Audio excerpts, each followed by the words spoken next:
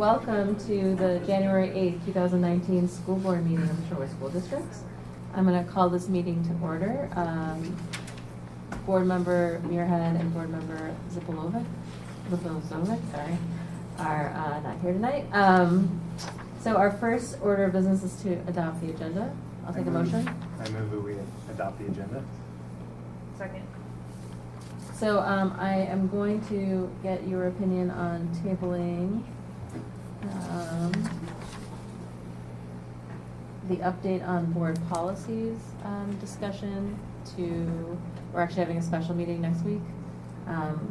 As the two of you know, the three of us are the ones who worked on those updates. And so it might be helpful to get feedback from our other two colleagues on that. Yeah, I would concur.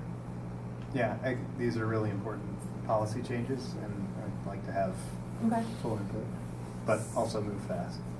Okay, so I will take a updated motion. So I move that we revise the agenda to remove the update on board policies. Second. Okay. All in favor? Aye. Aye. Motion carries 3-0. Dr. Davis, can you remind us of our overarching results? Yes, our overarching result for the school district of Shorewood is our students are leaders who challenge themselves to grow and achieve academically, pursue their passions, navigate change, learn continuously, and contribute to the common good. Great. Awards and recognitions? Yeah, first we'd like to acknowledge and congratulate the Lake Bluff Gift Givers Group, a handful of 3rd and 4th grade MAC 2 students who created a fundraising drive to collect money and buy new toys for the kids at the Children's Hospital of Wisconsin. The group raised over $500 and was able to donate 75 toys to the hospital. So it's a great accomplishment, and you can read more about that initiative on the district website. So congratulations to all the staff and students that participated in that. Athletically, congratulations to girls gymnast Allison May Earl, who recently before break competed at the West Dallas Dual Meet. She took first in 3 individual events, the beam, vault, and bars, and got second in the all-around events. So congratulations to Allison. Keep up the good work. Next, want to congratulate boys varsity swimmer Evan Shabelski, who currently has the fastest time in the 500 freestyle for Division II in the state. So congratulations to Evan, and keep up the good work, and we look forward to a strong end of the season. And lastly, I want to congratulate Dominic Newman, the SHS boys cross country and track and field coach, who's getting inducted into the Wisconsin Cross Country Coaches Hall of Fame in the coach category this Friday, January 11th at the Embassy Suites in Brookfield. So this is a great testament to Dom's accomplishments, work ethic, and coaching abilities, and we're excited to congratulate him and share in that recognition. So congratulations to Dom on that great accomplishment. So, and that concludes our recognitions for tonight. Thank you. So tonight, in our opening on our focus on student achievement and results, we have visual journalism here to share, and I apologize for the delay in having you guys come to our meeting, but excited to hear about it, and I know there's an upcoming event that you'd be happy to share with us, so please, I guess, find a couple of seats, or lots of seats.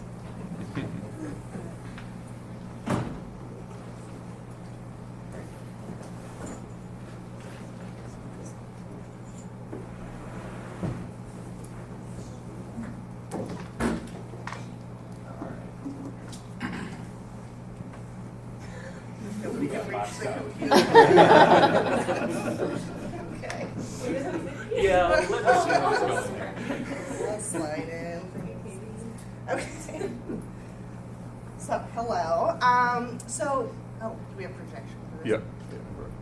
So, we wanted to show a few of the things that we have done so far in visual journalism. Visual journalism is semester long, so we're nearing the end here, and all of our students are like all in their final project and getting everything finished. I just kicked kids out of my classroom.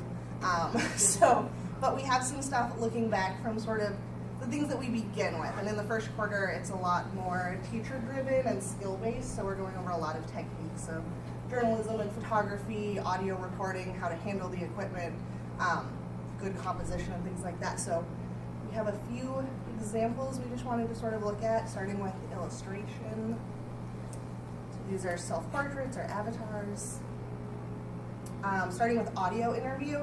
And really one of the most important parts, I think, with the early audio interviews is empathy from the design thinking process. So it's not even as much about the perfect interview questions and the perfect handling of recorders, but about really listening to people and caring about people in different points of view and getting to know the people in the class and all of that. So these are all on here. We'd love everyone, of course, to visit the website and listen to all of these and look at all of the stuff. But since we have a few minutes here, we might skip towards slideshows, which are, I think, one of our favorites. So Let me bounce in. So those first two assignments were very early, like skill building assignments, and so the narrative photo slideshow is now building kind of more towards the middle of the first quarter as they're starting to compile skills.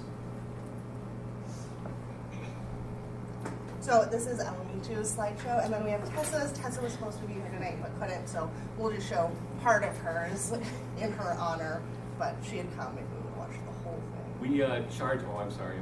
I think it's cut you. Sorry, we kind of charged him with the task of, after showing demonstrating photo composition skills, getting used to the cameras, go take shots that reflect your vision of your community, right?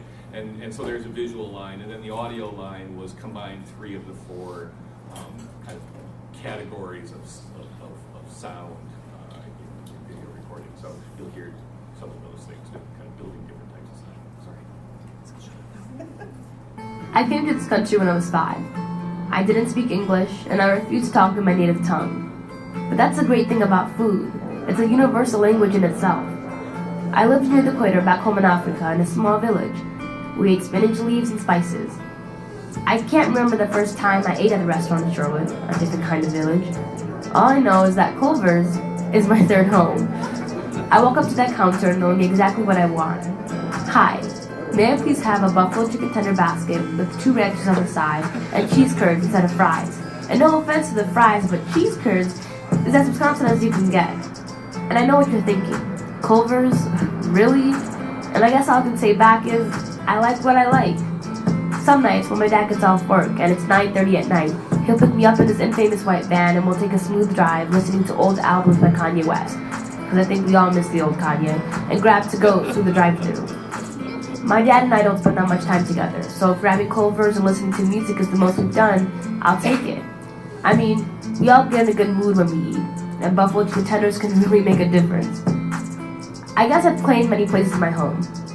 Mott's Pizza, Subway, Bel Air, and don't even get me started on the Cheesecake Factory, but it's the places where I like to be and the foods and the people I'm with that I like so much.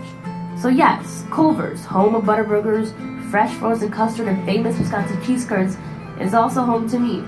So hey, welcome to Delicious.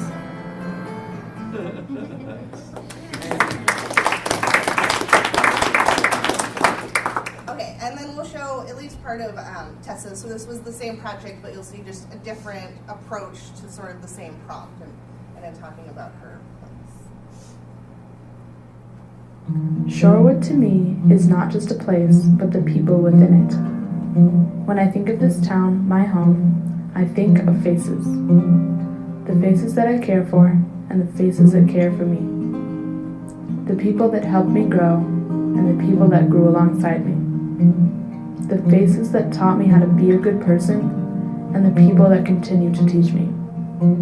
Everyone that has ever influenced me in my life can be found in this 1 square mile. To others, Shorewood might feel too small or too closed off, and in some ways they may be right. But to me, Shorewood and the people within it have always been all I have ever needed. This town, for better or for worse, has shaped me into the person I am today. Shorewood may not always be my home, but the people within it will always be a part of me. Who in your life influences you the most? My best friend, Bella Rivera. My mother? All of my friends, they're beautiful and sweet. My family.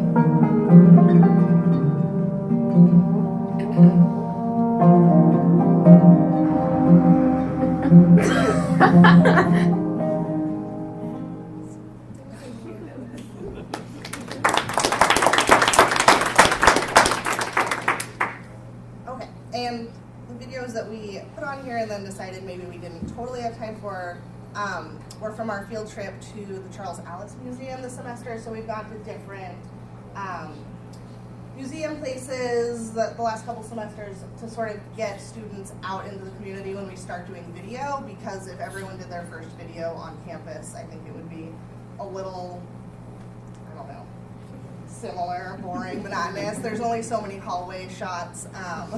So yeah, so we like to go out in the community and get something interesting. But I think what we'd like to do is give the students who came tonight a chance to talk a little bit about their experiences with the class, and we have a link here at the bottom for their capstone project, which is what we'll be presenting next week at the public night. So I brought in some extra invites if anybody would like to attend the public night on Monday, the 14th, 5:30 to 7:30 at Kenilworth. So we will be showing a lot of great projects and love to share what everyone's done. I'll move.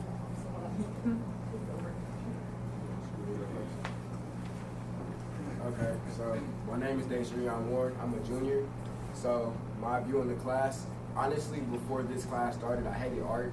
7th grade, I failed the class because I had no interest in it, and in 8th grade, I decided to take an interest because it was a required class and I didn't want to fail, so I put interest into it. And then going into high school, having all this freedom to choose what class I wanted, I'm like, I'm never taking art again. I refused to.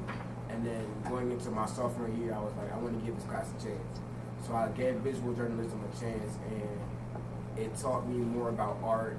It helped me become more of a more creative person, and it showed me a new interest into computers. So although I still don't care that much for art because I will never be that super creative person, I prefer sports over art. I prefer sports over a lot of things. So, but yeah, so and then Miss Halloran, Miss Hernandez and Mr. Halloran are very helpful teachers. No matter what you do, if I fail a project, they'll let me redo it, or they're very lax teachers and they help me get everything done, and they're very helpful with explaining. So they're very great teachers, and it's a very smooth process in the class. They teach you what to do, and then they don't really make you choose what they want you to do. It's kind of you do what you want to do, but under a certain restriction.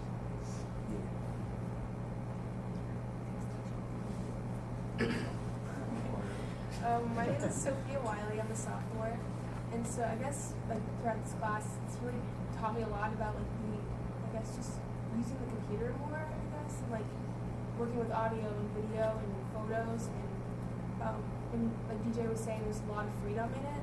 In the beginning, it was a lot of teaching and showing you how to move, working way through it. But later on, we got to really just choose your own path, and it was with the audio projects, we could really do any story we wanted to do, and just take it anywhere we wanted to, and with the capstone project especially, we get to really just have our own freedom. I'm Eloisa Calder, and I'm a sophomore. And I guess I came into the class not knowing a lot about certain applications with the visual journalism, and then we learned Premiere and all the Adobe stuff, and I didn't know how to use it at all. But I'm able to create a whole video by myself now, and I'm able to record people, and it all comes super natural and easy to most of us now. And I also like the idea that we all work in groups together, and we all can bounce ideas off each other, and that's how we created our capstone project. We got to learn new people because it's sophomores, juniors, and seniors in the class. So we meet other people, not just in our solo grade. But everyone's super helpful. The teachers are, and the kids will help each other. Yeah.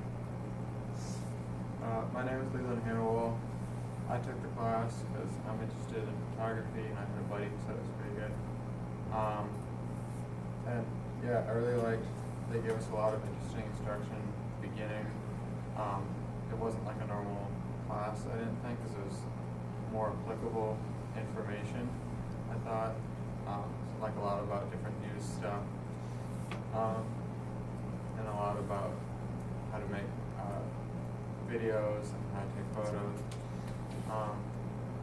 And then I really liked the freedom we got with the capstone project, the final project.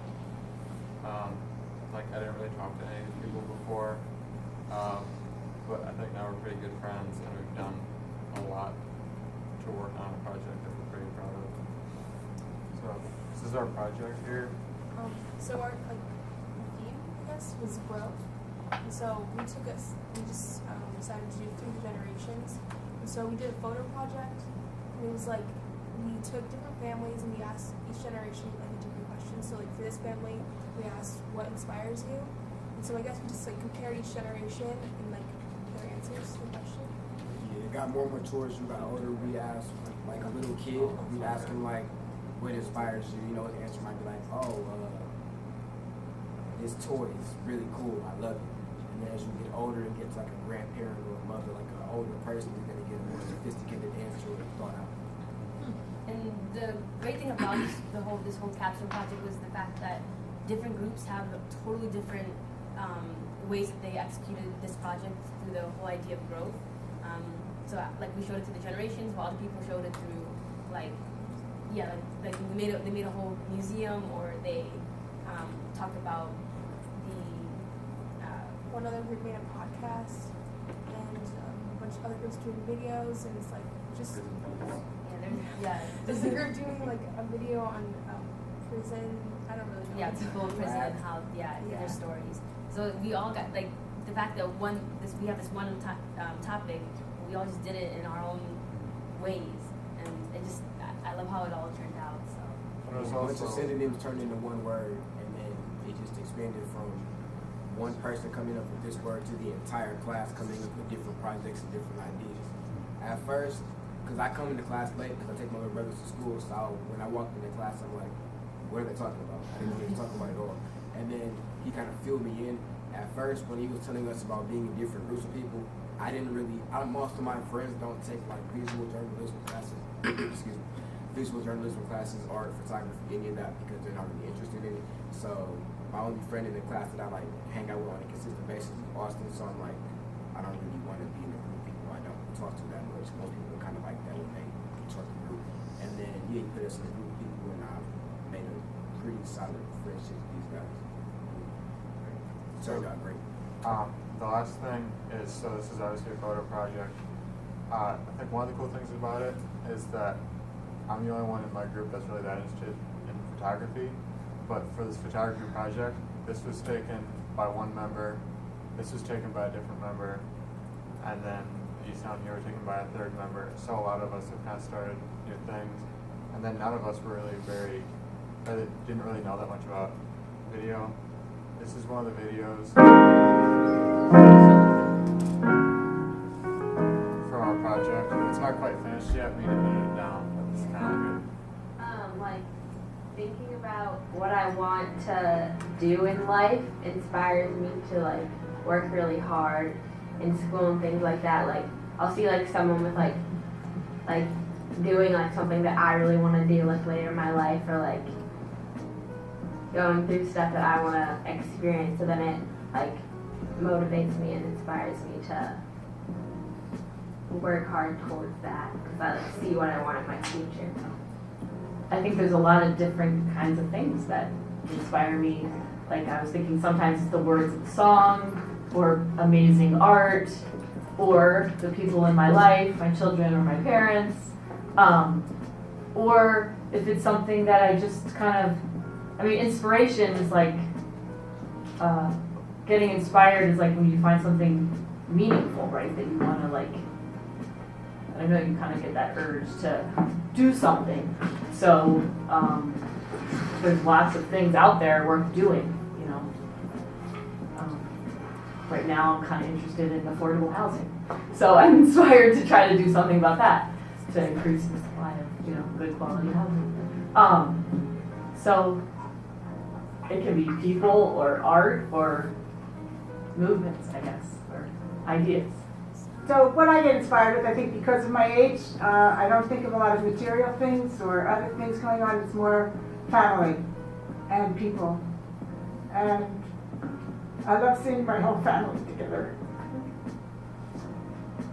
There's 10 of us, and I like it when we're all together, and all the grandchildren. And so that's more what I'm interested in. Not things, but more people, more family. Yeah, that's what I'm very good. Yeah.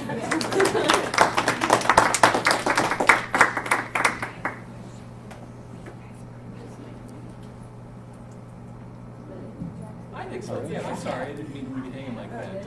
Unless there's questions that the board has of either the students or us. So I have a question. Is this the second time you've taught this class? This is the fourth time. Fourth time. Yeah. And so are there things that have changed over the time? Yeah, Yeah. a lot of things have changed, and in a lot of respects, there's this kind of big leap of faith you take when you turn the corner at the quarter and sort of like hand the class off to the students. And it can be a little nerve-wracking at times, but that also comes with its own rewards. And so they kind of recreate the class, and who's, the population in the room sort of means that, I don't know how many times I stood before these kids and said, well, we're just trying to work this out right now so it can work, right? Like heck, we've done this 4 times, we should know this, right? But there's always something kind of that changes it. Plus, the awesome addition of Amelia last year, right? So these two mean that the class that we teach now is not the class that we taught 4 semesters ago. It's a I was just curious because it sounds like you guys would recommend this class to other students. Am I right in that? Yes, I've definitely recommended this to friends because, like I told you guys, I didn't care for the class, and I'm more than sure that my friends don't care for the class. They're probably like not listening. It's going in one ear and out the other. They don't care what I have to say. I recommend that y'all class too. And then do you also think that the things that you learned in this class would benefit you in other classes? Because it certainly sounds like interview skills, all of the technology and programs that you perhaps didn't know about before but do now. Do you see yourselves using those applications in other classes and in other things? I guess maybe not like all the applications, but more like just the skills to just show what you're working on to your classmates and like not being afraid to get like feedback and not even being afraid to just like put your ideas out there. I get tired of doing Google Slides every day. I do a project every year, so like now that I know Adobe and how to make all these videos and stuff, it's kind of like a new introduction to stuff I can do. I'm taking another writing class next year. It won't be as high tech or advanced as this class is, but most of my friends did Google Slides, so now that I know this class, if I want to be creative, I can do Adobe Photoshop or something that I want to do. If I need help, I'm sure they're more than willing to help me. I've been using this for other classes. I took photos for ripples. I made a video for band. I just wrote out some like Shorewood ad thing for the village. So nice. Yeah, we both used Adobe for our exam projects in African studies, and like it applies to like any project we're going to do in different classes. There's a really steep learning curve to some of the software that they use. So once they've scaled that learning curve, it makes, I think they just want to like cash in on that investment and start using it in other places. This is a class that's 2 hours long, right? That's correct. How do you guys like that setup versus? Yeah, it gives you a lot more time because 1 hour definitely isn't enough for some of the projects we're doing for this class. So yeah. And the class is covering, it's an English credit and an art credit, right? I wanted to graduate with as many credits as possible, so I want no free periods. I'm a junior now, I want no free periods, so this was the perfect class for me to join because I get 2 hours taken up, I get 2 credits. Like, you can't really ask for much better than that if you don't want a free period.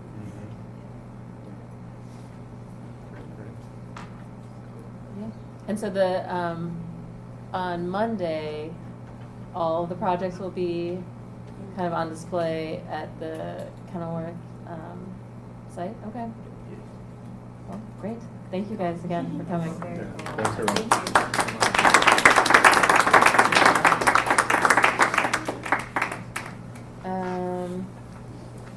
Okay. Next up is public comments. Number 1.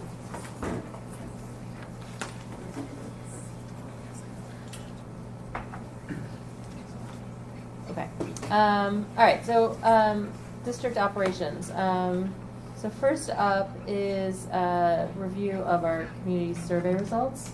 And we have Bill Foster here from School Perceptions to provide the update.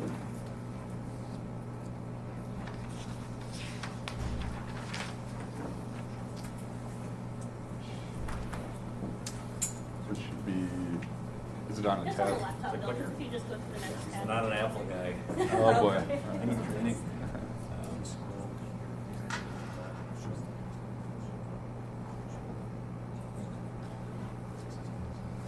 Should be slide one, I think. It's the other one, the other, next page. The other tab. Yep. All right. All right. Better shape now. Again, I'm Bill Foster from the School Perceptions, so my goal tonight is to come back. I was here, I think it was in November, and shared the results of the survey. We discovered that there was an incomplete mailing list, so we wanted to be sure that all residents had the opportunity to participate. So we went back and identified those who were missed, mailed it out. So my job tonight is to come back and say, okay, here's all the data put together in this presentation. There are a few slides where I looked at the data that was up till whenever the November time, as well as the total data. So we'll kind of run through this pretty quickly.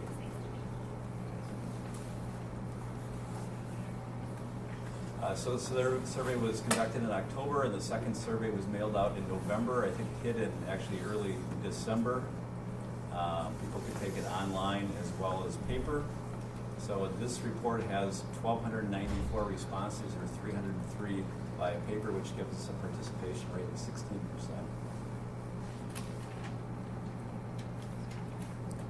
And really, almost, I think it's safe to say probably less than, maybe if the data changed by 3%, that was a lot. Most of this changed by less than 3 and likely didn't change, or maybe 2 to 1%, but I'll show you the ones that kind of did. So same slides we looked at last time, demographic information, age. Again, I always look to make sure seniors are well represented in the data, which they actually are. And by the way, the people who took the survey the second time were not staff, were not parents. They had already participated. It was primarily the non-parent, non-staff. And it skewed a little bit older, just slightly. So it was really that non-parent, non-group that we picked up. I think do you live in the Shorewood district? This actually moved by 1%. I think we picked up 1% here, and now we're at 88% who live in the district. Employees, I think we picked up 1 or 2 employees, a few employees. 181 employees took it, or 14% of our sample. Parents ticked up just ever so slightly, so we're at 51% parents with 49% non-parents. And for those parents, again, the majority, of course, have kids in the district. There are a few other folks that parents who do not, or have kids at private parochial or public school outside of the district. And then other relationships. Again, this didn't change hardly at all. And then how would you like to receive information? Here we took staff out. We looked at non-parents in the red, parents in the blue. Again, this virtually was the same. With district mailings in Shorewood today being the highest for our non-parent, non-staff, and the email by far being the mode of choice for our parents. Again, in the report is the background information that was in the survey. And here I did have the round 1 or first round. This is the data through November. And we can see if we, and really the one to probably look at is the purple folks, the non-parent, non-staff. They're the group that had the most participated in the second round.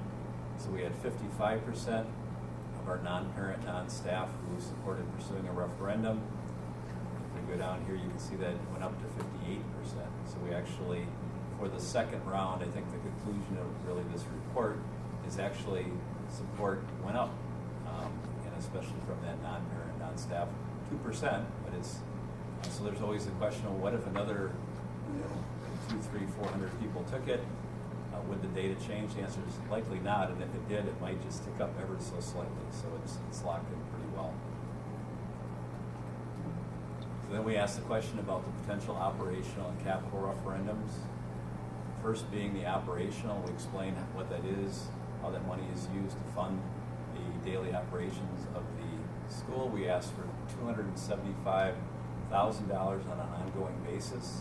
Again, residents only. Same slide where we broke it out by staff, parents, and non-parent, non-staff. And we're at, if you look at this is round one, 88, 72, and 60 for staff, parent, and non-parent, non-staff. And it went to 88, 72, and 62. So again, we picked up 2% from our non-parent, non-staff group who are more supportive than they arguably were in November. So there's a little more support for the operational referendum. Then we go to the capital referendum. Capital referendum gives the district permission to issue a bond to pay for a capital project. So we explain what that might be and what would be included in a potential base plan. So there was $9.4 million in safety and security, $9.6 to address the ADA accessibility, and $36 million in building infrastructure and systems, which totaled $55 million. Again, all residents. This is the same slide, 70%. We looked at staff. Staff didn't change, maybe by 1%. The parents was really unchanged at 75%. In this group, I did break it out. For the first round, we were at 60% for our non-parent, non-staff in support, with 30% saying no, 10% undecided, and that actually moved up to 64%. So I guess I lied. It was this one moved by 4%. Again, but in a positive direction. There's more support in December than there was in November from our non-parent, non-staff. They actually pulled that up a bit. And then the various projects, we tested those separately. There were renovations at the elementary schools. And we asked, and we did this slide, and by the way, this was just the high, medium, low, and I'll jump to the end because I put it into a table. It's a little bit easier to quantify the difference. Let me jump ahead. So then we have the high school projects.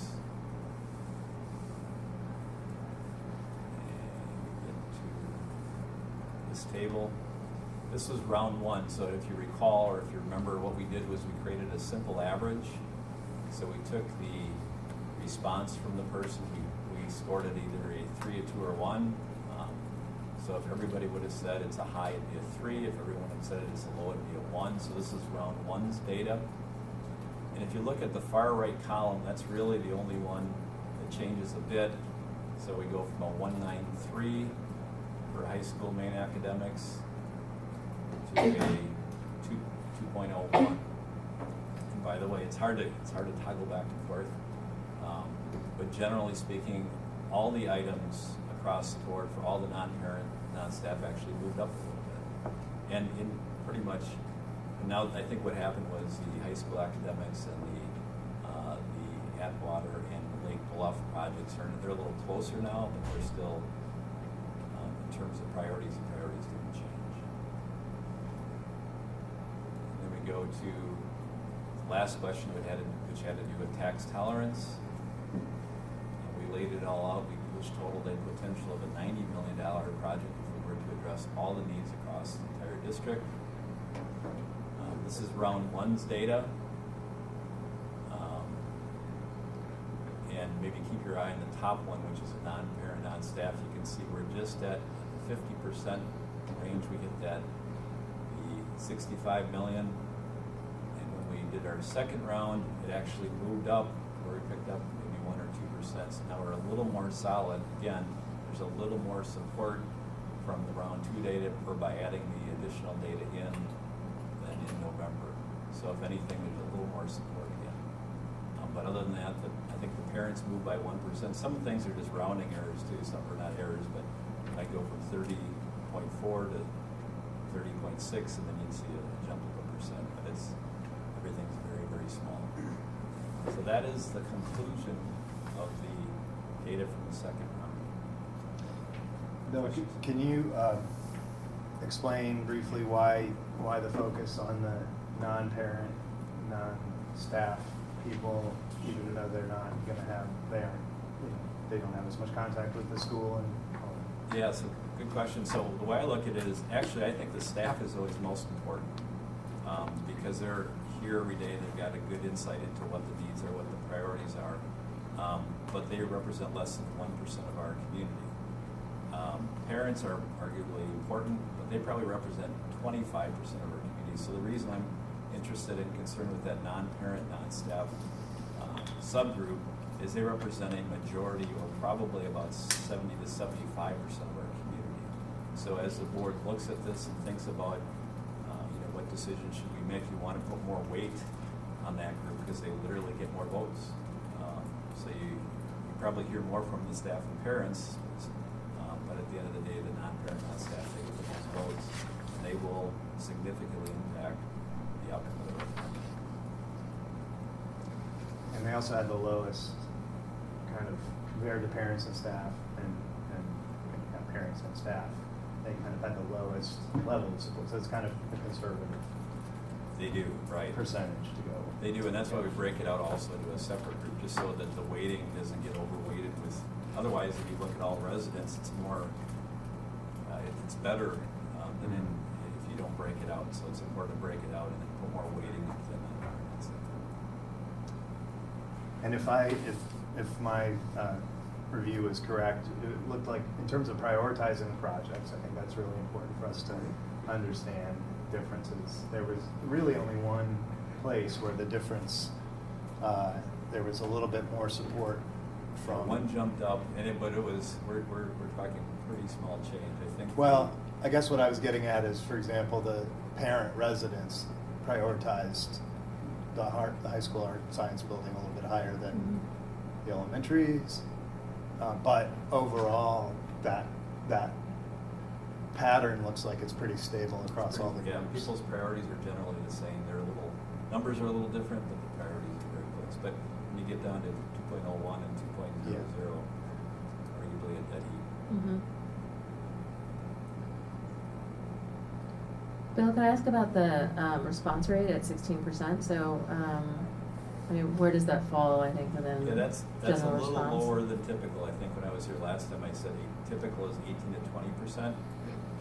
Unfortunately, the second mailing went out right before Christmas, and that is not an optimal time to be surveying. So I think that impacted our response rate, hurt us.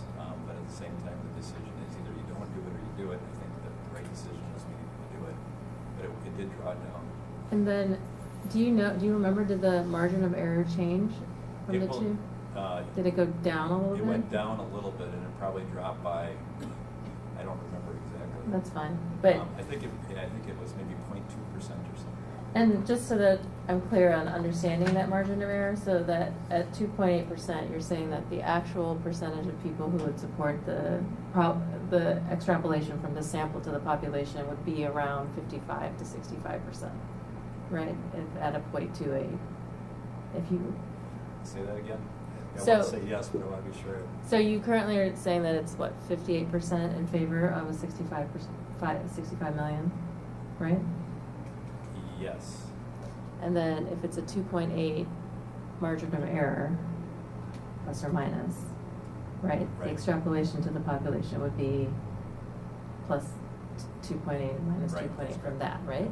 Okay, so it would still be like 54 to 63%. It's solid support. Yeah, okay.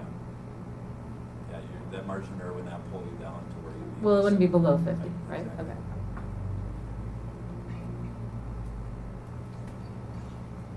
Okay, well, I think, do you guys have other questions now? The updated survey? No, but Ryan, I'm just wondering for future resident surveys or mailings that we do, that we now have accurate lists and mailings, so we're not missing half of it? Yeah, we've got an accurate list of mailings, a more accurate ballpark number of residences. We'll likely, as we would move into the future, maybe still use a mailing vendor because some of those change as we go to get the most accurate list. But yeah, we'll be right on it. Thanks, Bill. All right, so this leads to our second district operation discussion, which is facilities referendum questions. All right, and with that, I'll have Patrick Miller come up to talk about the referendum questions and then to introduce our guest.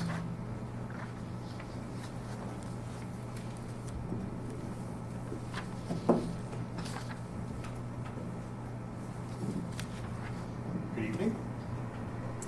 Hi.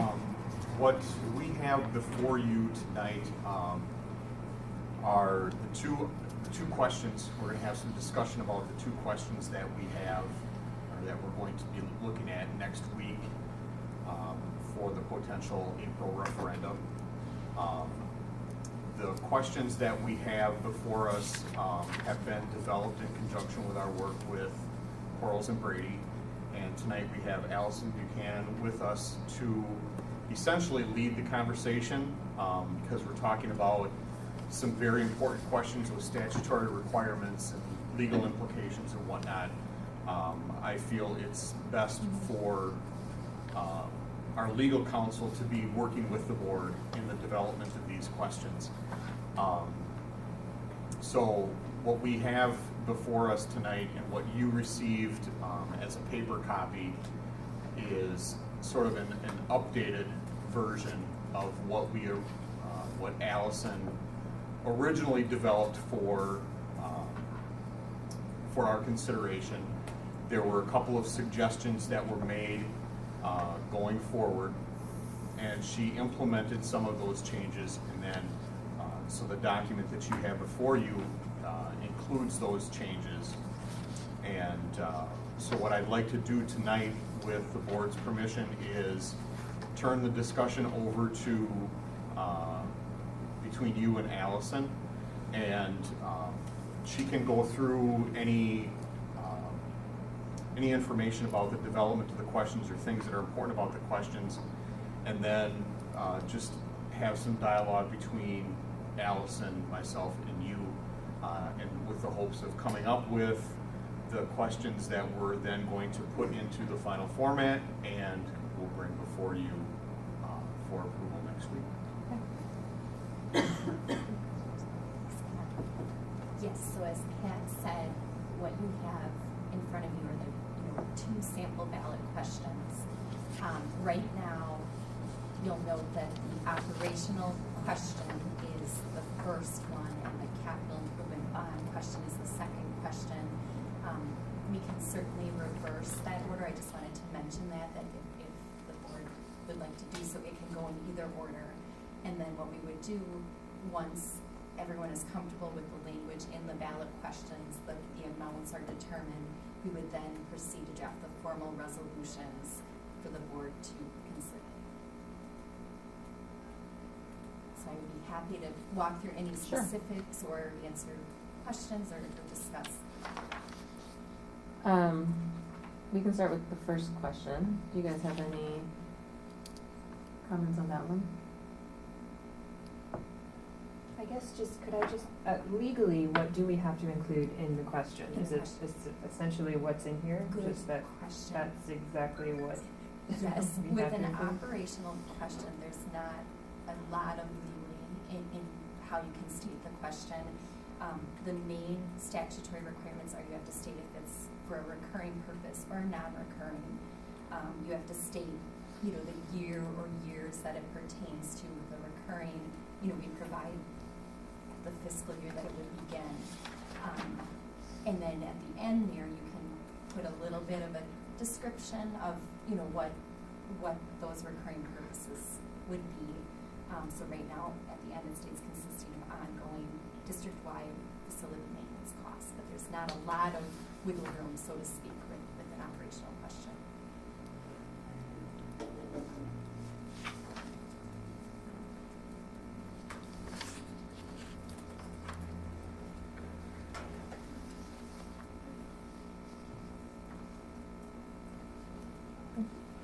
All right, I guess I didn't have any questions about the first one. Not the first. I had questions about the second one. That Do you was have one, any? that was my only question about that first question. So is it the same legal requirements for the second question? For a capital borrowing question, it's under a different set of statutes, of Chapter 67 of the Wisconsin statutes. we have to put the not to exceed borrowing amount instead of an operational question, the amount you're going to exceed the revenue limit by. So we have to list that maximum borrowing amount. Can you and speak then, a little more loudly? I don't think anyone can hear you. Thank you. It is on. Yeah, you just gotta talk right into it. No, a bit closer. There. So you have to put the not to exceed borrowing amount and then list the purposes that you would do, the bond financing or financings for. So what we try to do is provide a summary, of the main components of the project. You don't have to list every single detail or line item, but you want to make sure that it covers, the purposes that you intend to use those bond proceeds for.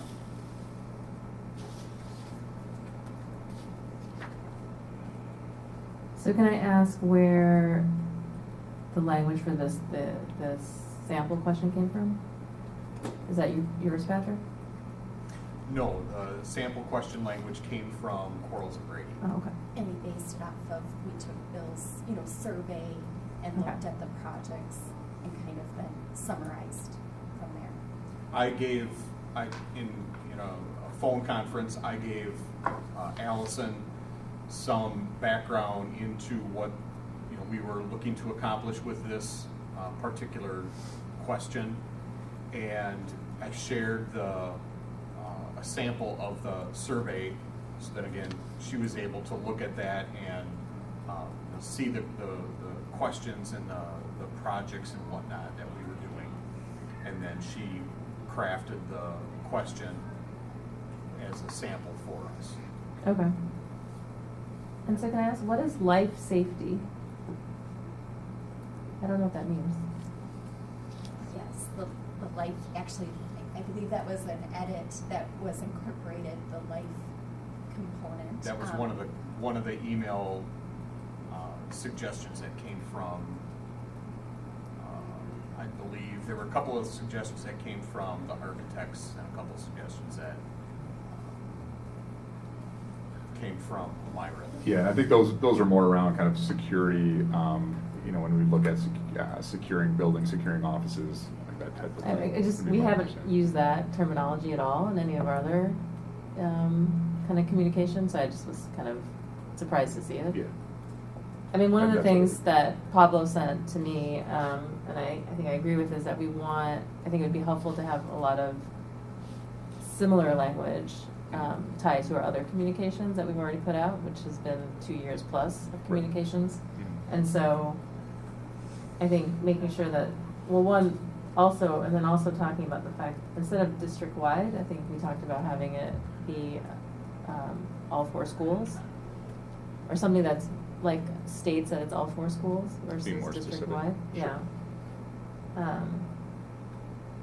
But kind of continuing the language, because people will have seen the survey, probably, maybe have gone to the website. Like, I think using the same language in there, I think is helpful for people to just understand Sure. where this fits in. Yeah, I would agree. I was kind of struck that we could put this level of detail in the question. I guess I didn't realize that we could explain the project with that many words, so that is nice. But yeah, I would agree that we want it consistent with what Sure. has been talked about, just so people don't go, wait a minute, what? It was, right. life Well, and I just safety and worry other that some of things. those things, like, people won't know what that means. If we don't know what it means, then. Right. Yeah, well, again, we can go back and look at making sure we're going back from the survey information. If there's things like life safety, is there anything else that was in there that?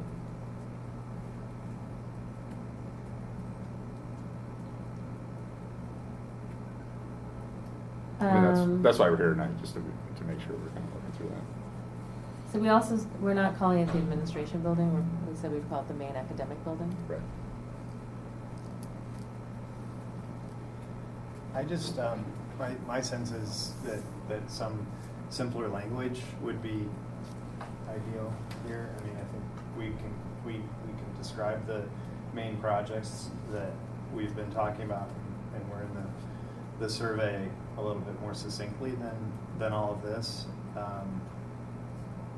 I mean, I don't know how we should go about that. I mean, I can read you language now? Would it might work, or? Yeah, and maybe that would be a good way to do it. It's But- just this, right. but it's shortened and Okay. more concise, so Right. that, you know. And from a legal standpoint, we try to strike that happy medium Yeah. balance because you don't want to be so general that people question, well, what is the project? But not so detailed that you're saying, you know, a red door on the main building, Right. where, you know, that detail Mhm. can often go in the informational materials. Mhm. But absolutely, if you want to send those Okay. suggestions, and we can incorporate.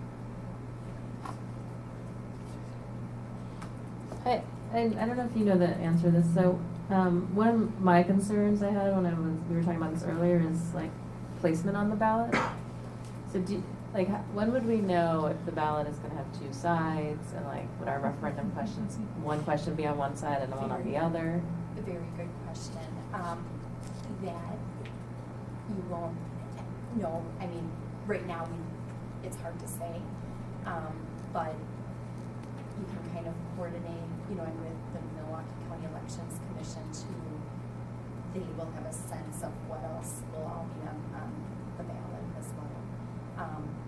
But it's hard to say. I mean, we often will see where one referendum question is on the front, one is on the back. You know, when the districts worry, are people going to know they need to flip over the ballot? So it's hard to say. It just really depends what else, you know, is on the April ballot, and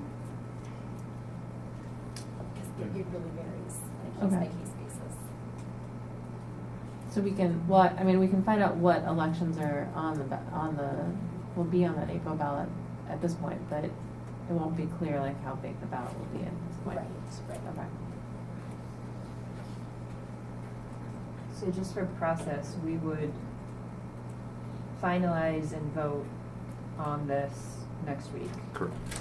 And at that point in time, do we have to indicate which question we want first and second? Correct. So we will take, you know, these ballot questions once everyone's comfortable with the language and draft the formal resolutions, and we would want those resolutions to be in the order that you want it to appear in the ballot.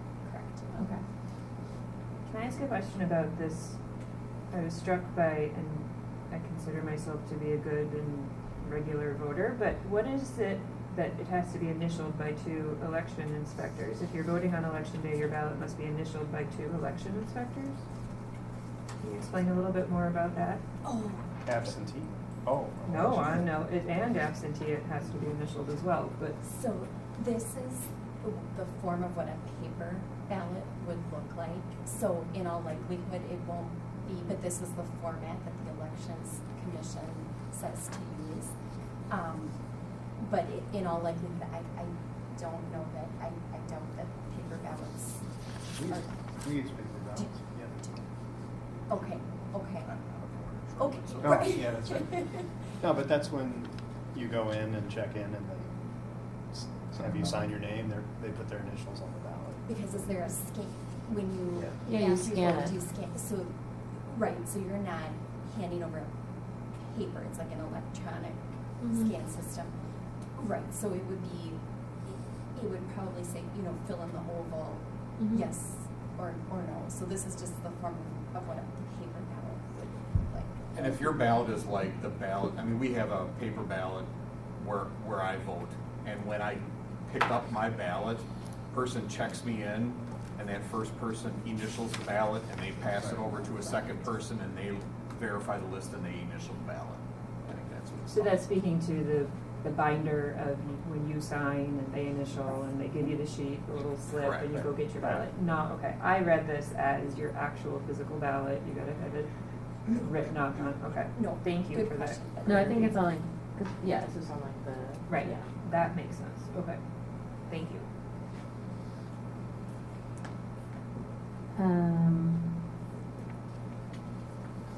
All right, well, do you guys want me to read you what Pablo suggested? Or do you guys want to just send all these to them and then we'll have language ready for next week? Either way, I mean, you can read what.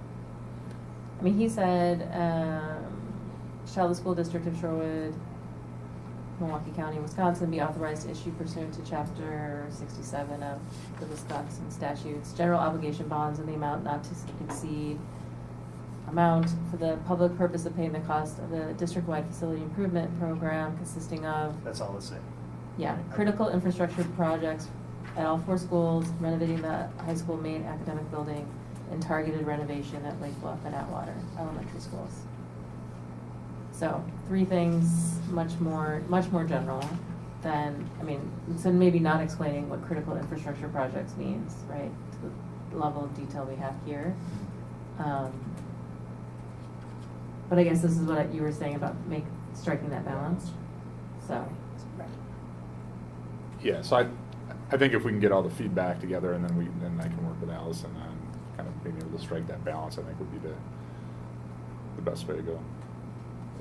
I think that's a good approach to take, absolutely. Okay. Okay, and so then we have to decide 2 things then next week. We have to decide the order and as well as the language. Okay. Correct. And the final resolution amounts as well. Right, okay. And is there, in your estimation, like a rationale for doing order one way or the other? Yes, good question. I would say that most districts, when they have 2 questions on the ballot, put the one that's more critical or important first. Because some think that people will focus on that first question, and then the second question, you know, they look at, but the focus is more on the first. Not to say that voters do that, but that's usually the rationale that we see.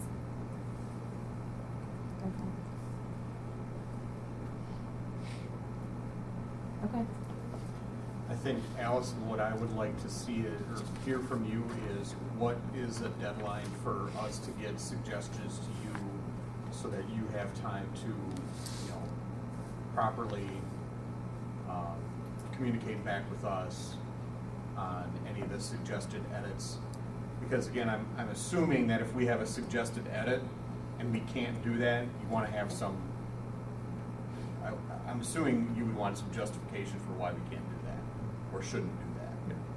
So, I mean, I think we should establish some timetables where, you know, when are you going to get information to me so I can forward that on to Allison? When will she get it back to us so that we can get kind of a final approval of what the resolution's going to look like so that it can come to us next week?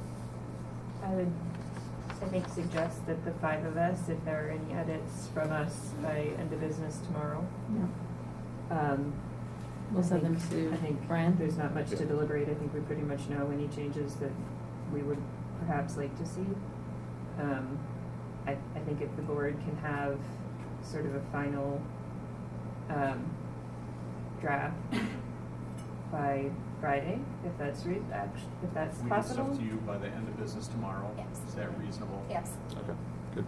I don't think we'd make massive edits. I think we're just, you know. Yeah. Okay, that sounds good. All right. Thank you. Great. Thanks. Thanks, Allison. Thank you. All right, and then Tim Joint and Arthur Anderson are going to talk to us about open enrollment for next year.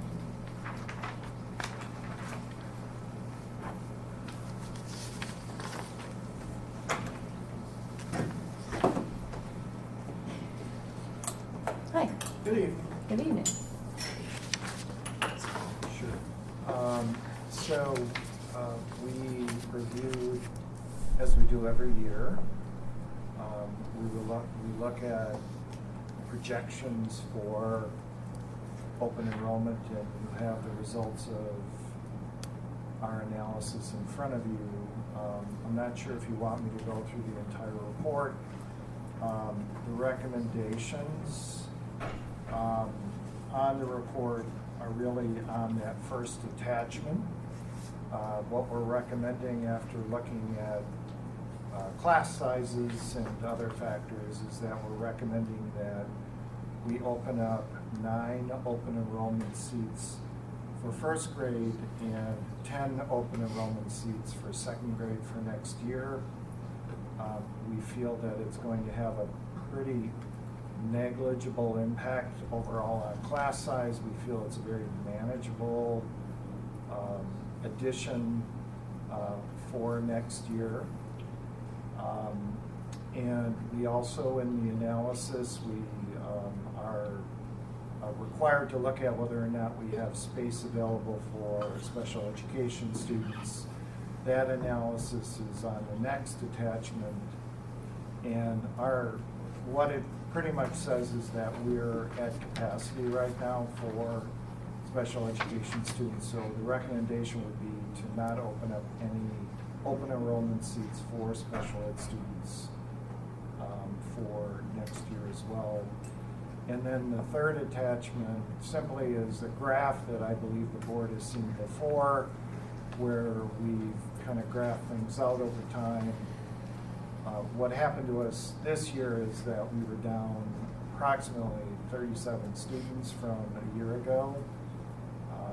And that's why you see on that graph kind of pattern as it is. It kind of starts to go down a little bit. But we also haven't done a projection in terms of a population study for a couple of years either. But again, the main thing with our recommendation is opening up 19 open enrollment seats in first and second grade for next year.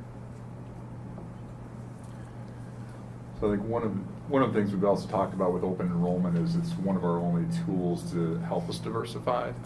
And so that selection process is a lottery system, but that the students that we have are generally a more diverse pool than we have coming in as resident students. And so in the past couple of years, we've recommended at this point that we don't have open enrollment seats. But again, doing this analysis, we wanted to take into account that, that this is one of those mechanisms that we can use. So we're comfortable at this point. Again, this is a recommendation that we make now based on DPI guidelines.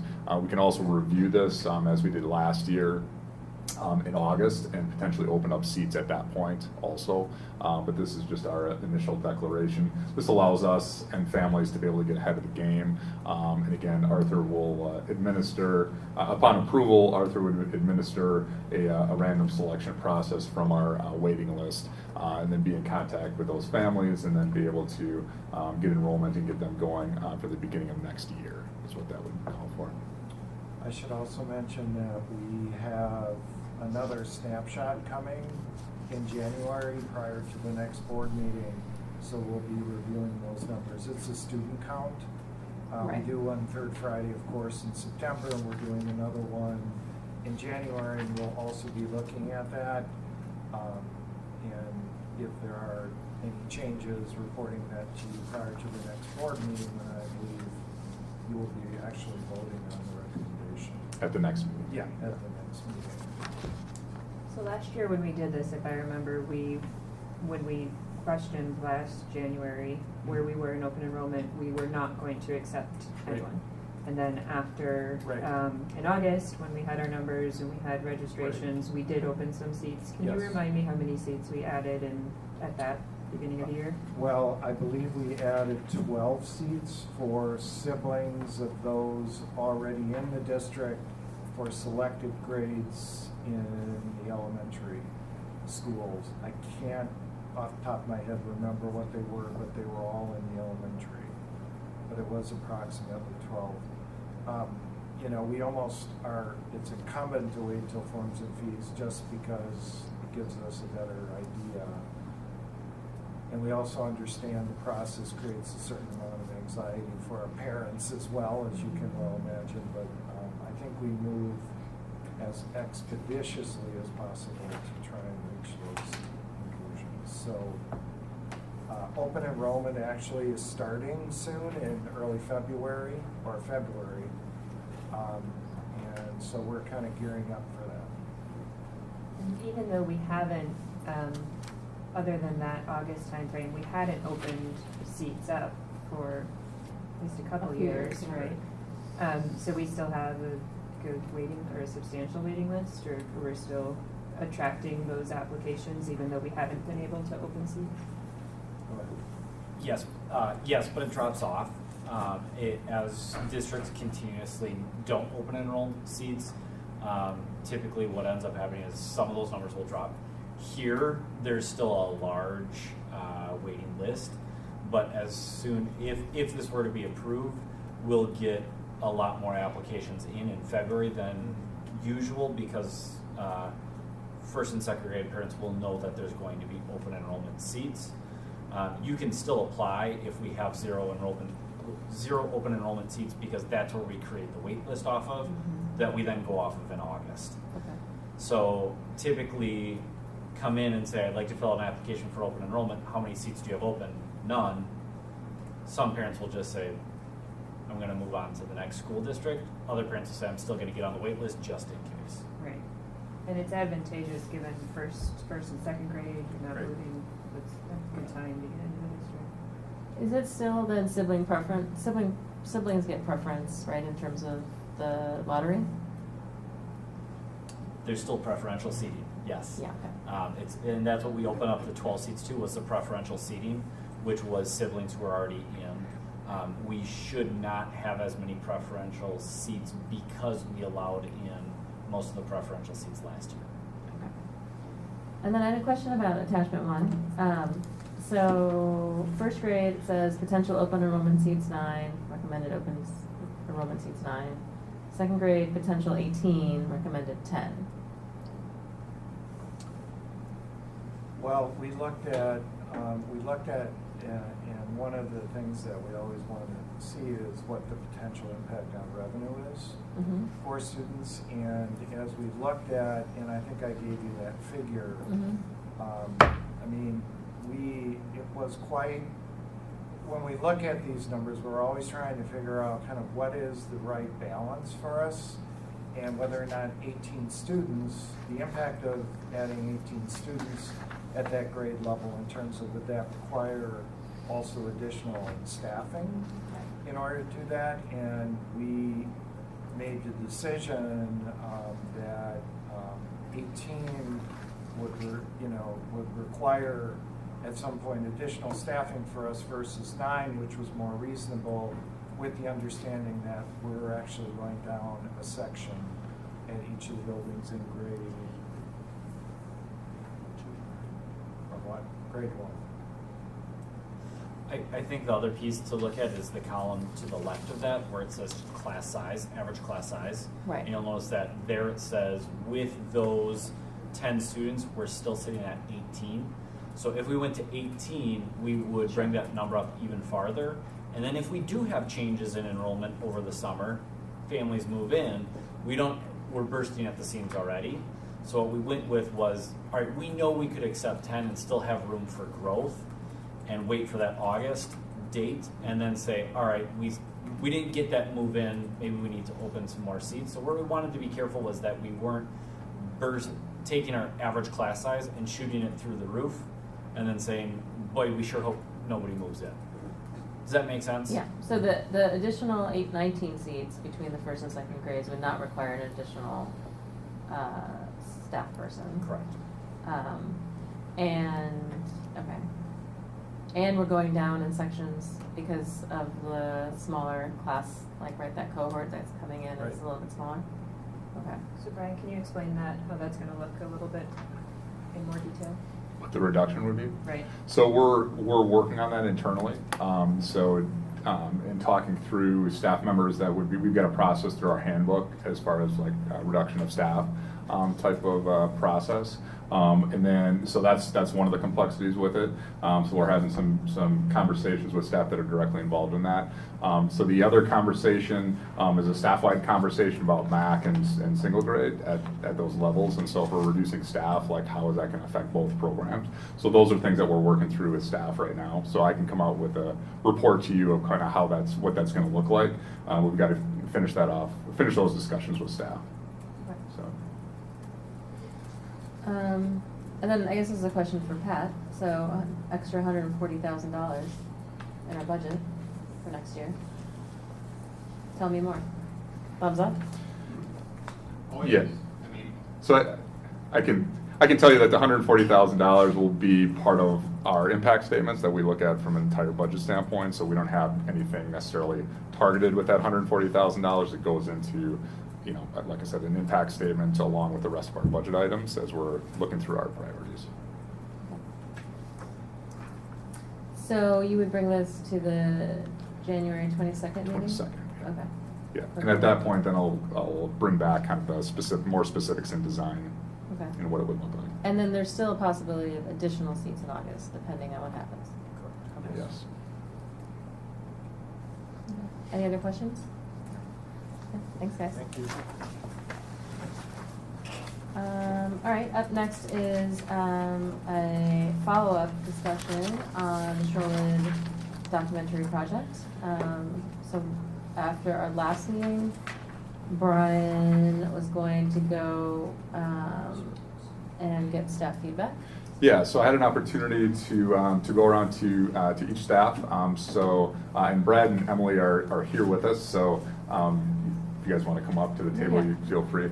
The way we structured those feedback sessions was Brad and Emily came and gave an introduction of the proposal for looking at the documentary, and then had some dialogues, a little bit of question and answer with staff, and then we respectfully excused them, and then had some conversations with our staff as far as his feelings and sense of concerns that the staff had or things that they thought were positives in looking at the project.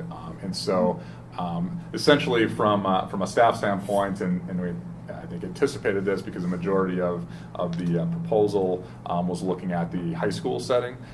Certainly it was clear from a high school standpoint that the staff has a lot of concerns with cameras being in the buildings and with the idea of the documentary, I think not having the idea of not having control over the messaging, that type of thing created quite a few concerns. And I think certainly it was also clear just from a staff standpoint that we still have a lot of healing to do and conversations to be able to continue to have. We're doing some of that through our professional development, through our department conversations, and that's time that we need, and that a camera would impede in some way those conversations and would be problematic for our growth and our healing at this point.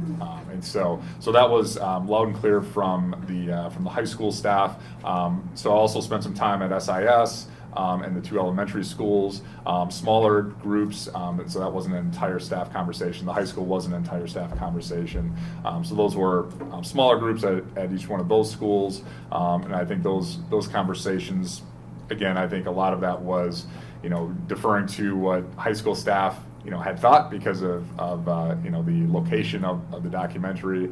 We did have some good conversations about some of the values of storytelling and being able to watch our growth moving forward at those levels. But I would say, again, overall, I think the sense was, now's not a good time for moving forward with this type of project. Not that we're not committed to racial equity in the district and not committed to this work, because we are and we will continue to do that. But having cameras kind of document that process is just not the right time for us right now. So that's the feedback that I had received from staff as I had gone around and talked to them. So what was your takeaway from those conversations? Hi. Okay, now I feel for the woman from Quarles and Brady because it's very not a good mic. I'd say my takeaway was similar to Brian's, a little bit different in some ways. I think that the process was not very conducive to building trust and relationships because Emily and I had about 15 minutes.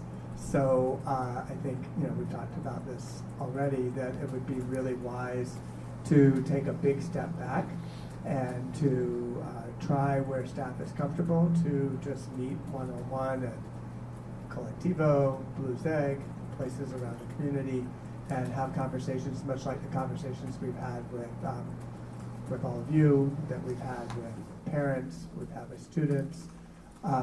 We've already started that process, and I have to say that those conversations are actually pretty amazing that we're having. There's a lot of apprehension about cameras. I think, as Brian pointed out, there's not been a lot of opportunity to process To Kill a Mockingbird at the staff level. And so people feel very vulnerable, as we expected. But again, I think, once we start talking more expansively about the project, lots of opportunities to correct misperceptions and also lots of opportunities just to listen. So that's what we've started to do. I will say that the conversation at Lake Bluff was a really awesome conversation. That one ended up going over the 15 minutes, I think, because it's a small enough staff, but I would say we had almost, half of the staff? Yeah, probably Something 15, like that. 20, yeah. Might have been a little different because my kids all went through Lake Bluff, so people came. But that conversation was probably the one that people were most willing to, take a leap of trust. And certainly there's some follow-up conversations there too. So just in terms of what we're thinking is we're filming in the community, and we would like to take a step back and let there be time to have all those conversations and just revisit, when it feels like the right time. And we're both happy to stay in communication with all of you and with administration and everybody who's interested.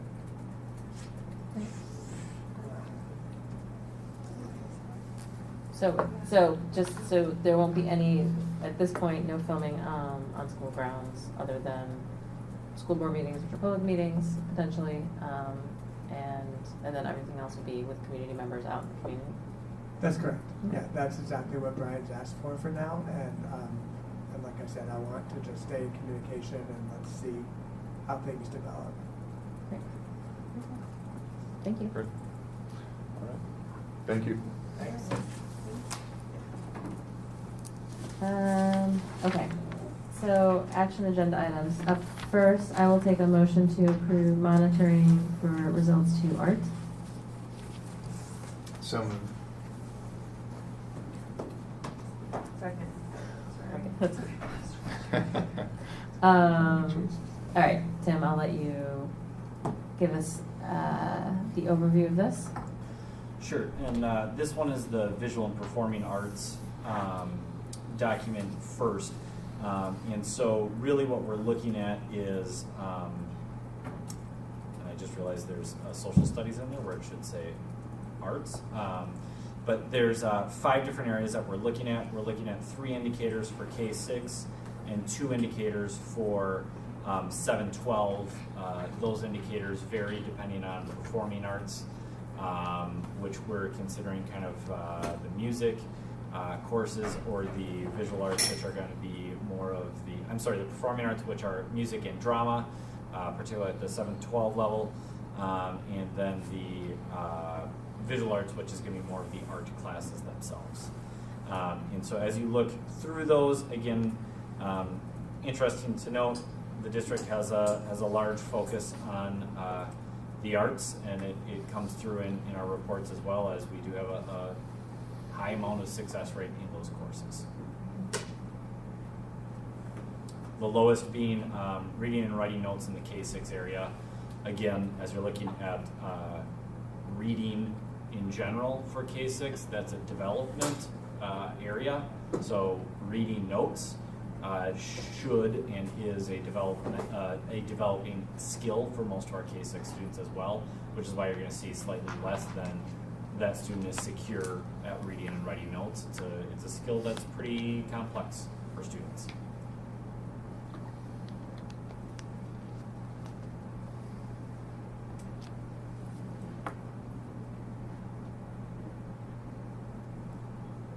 This is one of those where I feel like when everybody's getting 99, I'm not sure what we're measuring anymore.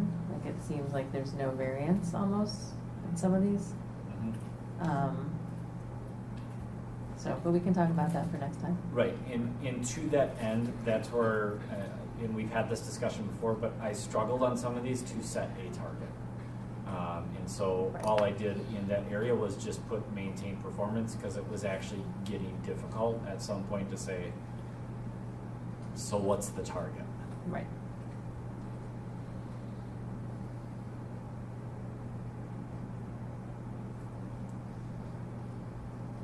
I was glad to see the numbers that we have in some of our minority populations, and, you know, but yet in comparison, that's kind of a set, those numbers are pretty low. If we're looking particularly at the 7 through 12 right now, performing arts, I'm just looking at that N category. Oh, the number enrolled Just in the those. number enrolled in general. Oh, okay. Is sort of striking to me that there aren't more children. What am I missing there? Why are those classes?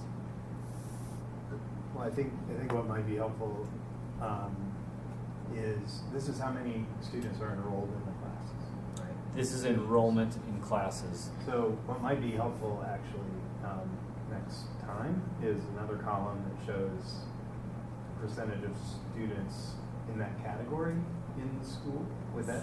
Well, so some of these are going to be double counted across the board. So if I'm taking more than one performing arts or more than one visual arts course, I'm being counted twice. So, Oh, it's the unit of analysis is not actually the student, it's the number of courses per student? it's the number of students in the course. So I'm pulling grades in all those courses, and then I am not going back through and identifying that a student has been double counted. That would be two different analyses. Does that make sense? It does. But if we want to know if there's a big difference, for example, between In enrollment. That would, yep. We would need to know that. And I guess, what is that an indicator of? Interest in performing arts? Well, I mean, sort of what I've heard is that, you know, if you have any sort of behavior action plan, or if you're struggling in any of your classes, and I'm not making that correlation between, you know, our minority students, but you know, how often are kids getting pulled out of the opportunities to be in our performing arts classes because of other issues? Does that fall disproportionately on our minority students? Are we not, you know, similar to some of the conversations that have come out over the last couple of weeks about clubs and the availability to be involved in different things in school? Does that translate to these classes as well, that it's more difficult? Potentially. So what I would offer, because I think that's part of this conversation, is that if that's what we're looking at, right, like enrollment and interest, like that type of thing, to me, that's really not a result report. A result report is how students are performing in those classes. Like an operational expectation would talk about access and would measure enrollment and like those types of things. So I almost wonder if that's really what we're more interested in this type, given the assessments that we're looking at, like grades, for example, and how much is that really telling us, versus, I mean, we certainly have very high value on the arts. Their performances certainly are on concerts and performances that they do throughout the year. I wonder if a more informative way to track this is looking at enrollment and then looking at, again, language around assuring access to opportunities, something around that, and then we can start pulling and tracking the enrollment data. But again, I would do that more in like OE11 for instructional programming versus having a results report on this. Again, not that this isn't important, but to me, I'm not sure this is really showing us much from a results perspective. And Brian, as I'm listening to you, I actually believe there's a indicator within OE11 that is about interests and students being able to take interests. It might fit within there to look at enrollment within some of our arts courses. Or we could add, we had talked about including more of like a analysis of enrollment in AP classes. Well, and So that could be that too, right? I mean, So. Yeah, that's that whole conversation. I think there's an argument to be made, though, that that's more of an operational expectation and not necessarily a results piece. You know, as much as like a reading achievement or a math achievement would be. Right. I don't want to lose the focus that we do value the arts, and it's, Absolutely. but looking at that access question and. So to me, I wonder if we could look at a transition, looking at enrollment, looking at those trends in OE11, and then showcase, bring staff, continue to bring staff here, talk to students about their experiences. We could still showcase the arts we should certainly showcase it, I think, year-round in the community, but we can certainly showcase that at board meetings. I'm just not sure if this report is giving us much value in that.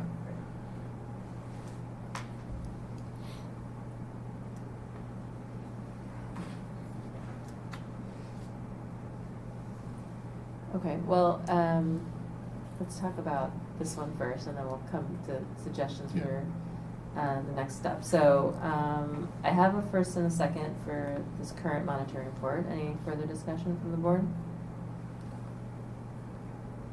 No? All right. All in favor? Aye. Aye. Motion carries 3-0. So your recommendation was to Tim. Okay, let's see if I can find it. What was In your the recommendation? next steps? Yeah.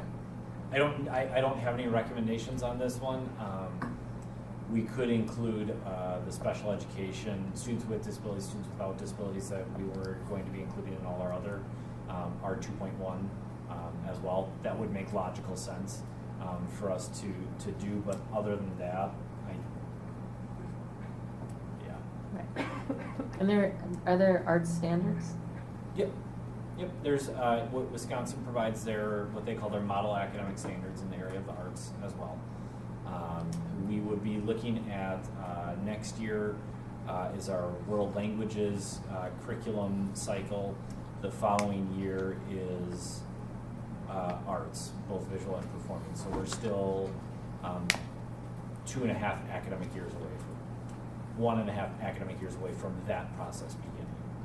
Because that might be a time when there's standards that we can then translate to things that we want to look at. And that's not to say our teachers aren't using those No, standards, but in terms of an ability for me to sit down and say, let's curriculum map these out, align, and make sure that in meeting with OE11 that we have a curriculum map that says here are the standards that we're hitting. I won't be getting to that for about a year and a half. Okay.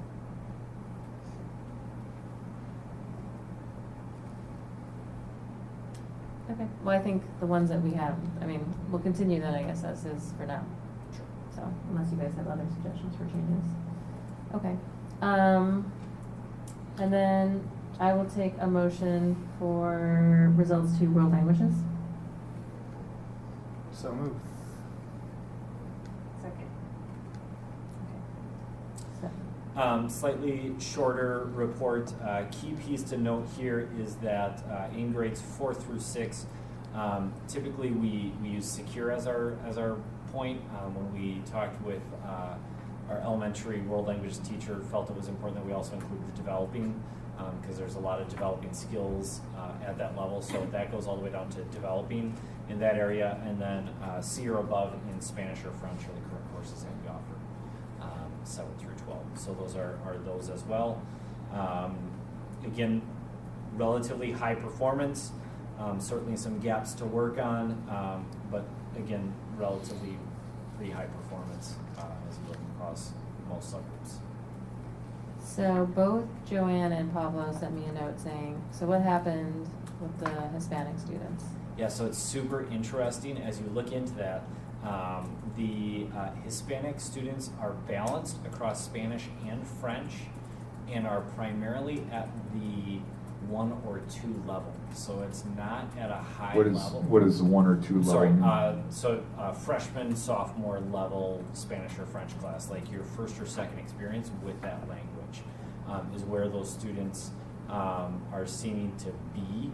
So we need to do some more diving into why that is. But to the point of, is it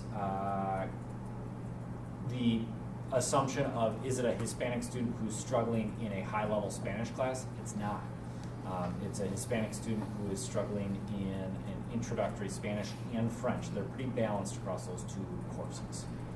So there's some more diving into that, but it's not what I would have perceived to have thought it might have been. And then do we have, I guess we don't actually, I mean, not that we want to add another category maybe, but English as a first language, we don't actually know, right? I mean, the problem for me with some of these things is like the numbers being so small, like every year, the cohorts, that it could totally be driven by one or two outliers who are doing really poorly or something like that, right? And so that's, I mean, but and we don't know if that maybe the prior year there were a lot of people who actually Spanish was their first or second language, and so. Yeah, so we do report the students who are English language learners within it. Typically here in Shorewood, Spanish is not our highest first language outside of English. It's actually Mandarin? I believe I want to say yes, but I don't want to be quoted on that exactly. But that one is very high up there. I know that Spanish is not our highest language spoken outside of English. But we probably also have, I mean, this is like getting the details, right? But we probably have, like the Pablos of the world, English and Spanish are their dual Correct. language house. Yep. So they're not going to come as English language learners, right? Correct. So. Correct. Anyway. But yeah, I think it's the kind of, so you are looking into it to see what's going on there. Oh, yep.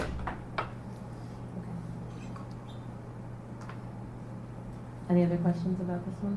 I mean, I agree, like, it's another one where we have a lot of over 95% kind of, and so there's not a lot of variation in terms of how students are doing, but.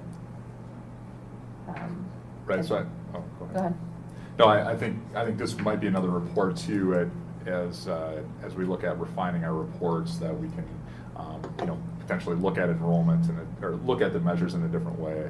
And I think through that would be more of a workshop conversation. But again, making sure that as we're doing the reports and if we're spending the time going through these numbers, that they're meaningful numbers and showing us something that we're doing back with staff. Okay, so I have a first and a second. All in favor? Aye. Aye. Motion carries 3-0. And so then recommendations for next steps? And again, the one piece that I forgot in there is we would want to include students with disabilities and students without disabilities. But other than that, world languages teachers are setting equity SLOs similar to what you heard in other content areas. I wasn't able to bring a teacher for either one. These were two reports that I was working on over winter break. So they were fresh off by the time I got past that. So just the turnaround time, I wasn't able to get a teacher to hear more. Okay. I think that makes sense. Okay, thanks, Tim. Yep, thank you. All right, and then our last monitoring report is OE8. I will take a motion. I move that we approve monitoring report for OE8. Second. So this is you, Brian? Yes. So OE8 is communicating with the board, and so just provided some highlights and just we have some survey questions that we do twice a year that are reflected in this report. So again, weekly board updates. I think generally the feedback that I've gotten is that those have been helpful and being able to keep us up to speed with our work. Monitoring reports using the work plan has been a productive way for us to stay on cycle and spread the work out as much as we can for both the OEs and the results reports, and we've been consistently following that plan as we've gone. So areas of improvement based on the survey and based on some of our experiences have been around like crisis communication, and so I've been able to reach out and get some support around that the next time that crisis situations arise.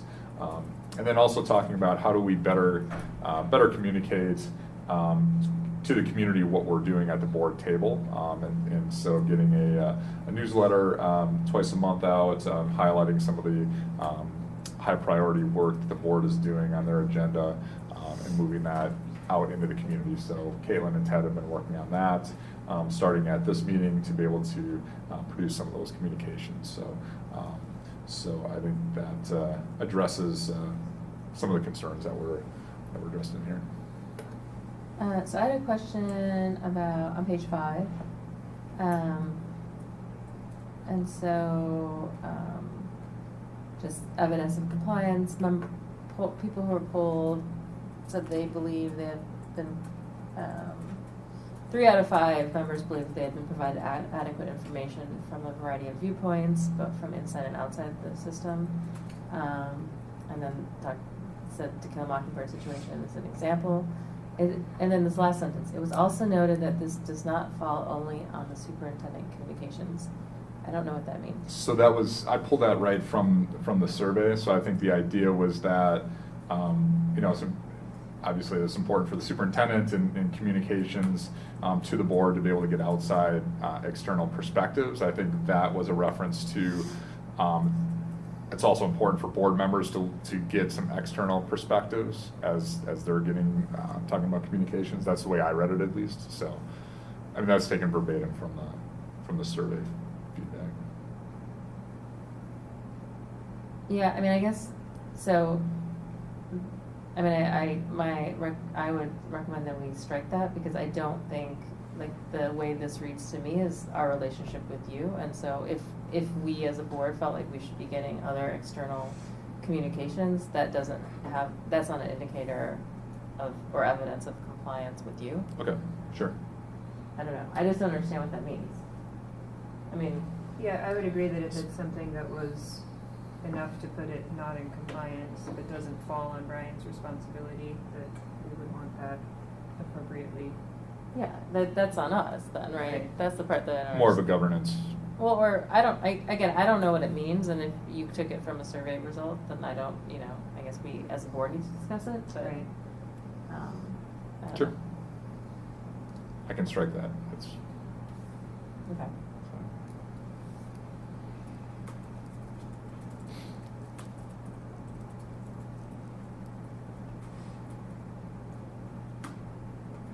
So is there other things you guys would like to add to this or discuss?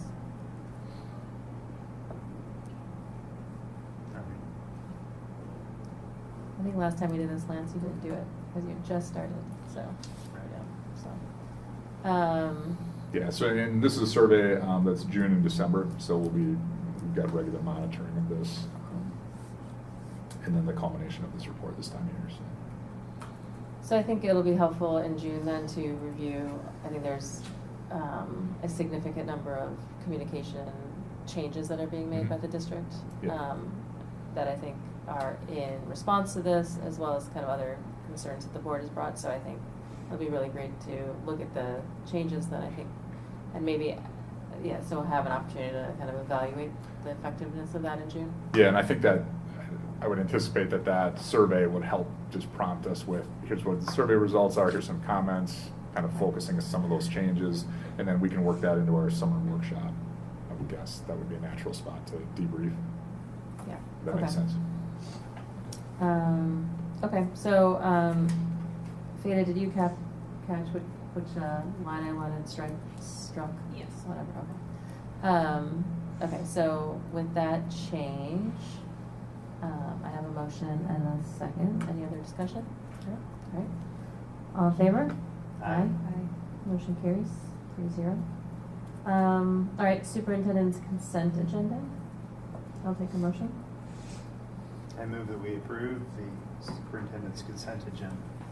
Second. All in favor? Aye. Aye. Motion carries 3-0. Congratulations to Principal Russick on her upcoming retirement. It's very exciting. Okay, public comments number 2.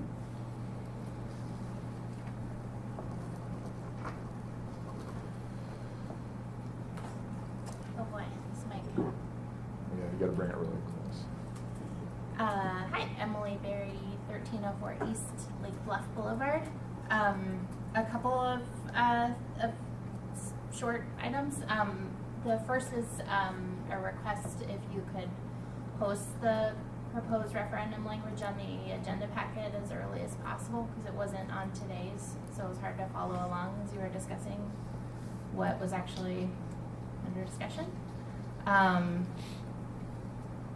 and I guess the follow-up question is in particular with the amount of the amounts that are under discussion. It would be hard for somebody who wasn't at the meeting earlier to know. Which then led me to another question. Sometimes you all have what I would think of as work sessions, or just they're open sessions, but they're not a full meeting, and typically you don't take action at them. And sometimes those are pretty long. I just a suggestion, it would be really valuable if there was a way to either publish more detailed minutes or highlights from those discussions, just, you know, with the understanding that you didn't take action, just like what you were deciding between, or, you know, what the conversation touched on in a more substantive way, because I think a lot of your most important discussions are happening at those work sessions and people don't know. So the other recent example would be when you were, I think, talking about the policy changes that reflect commitment to racial equity. I think that was a really important conversation, and most people were not able to be there. So, and you know, you didn't take action, so I get it. It'll come up again publicly, but if people don't know those conversations started and what was on the table, then it's hard for them to really respond or be here and know what is going to be voted on. So that's all. Thank you.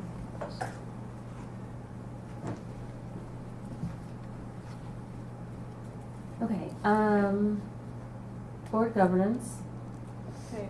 Can I just go back to a point that Emily made? So next week, when we vote on the referendum question, language and order, that dollar amount has to be included in total, right? The question Correct. has to be approved in total. In totality. Everything. The resolution has to include everything. Right. Exactly, yes.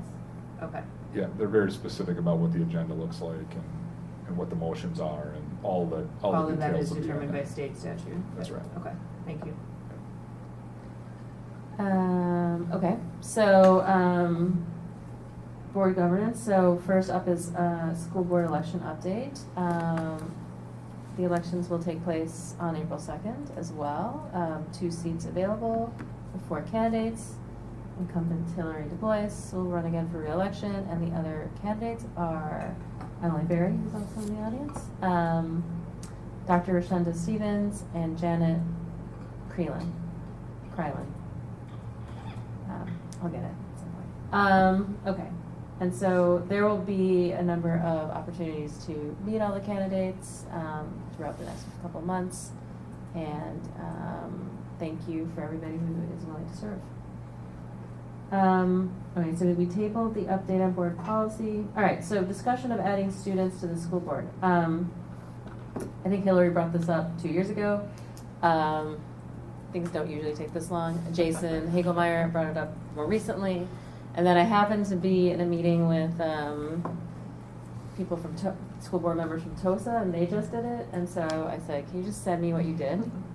And so that's kind of what I put on the board packet, kind of similar language about how, you know, they have a different policy setup. But for us, it would be changing our bylaws or creating a new bylaw about having a student, and then thinking about the process. So a couple of things that I thought they did well was that one, so they have more, TOSA has more high schools. I think they have 2 high schools. Yeah. They have 2 high schools, and so they have 2 students per high school that serve, and then 1 per each high school that comes at each meeting.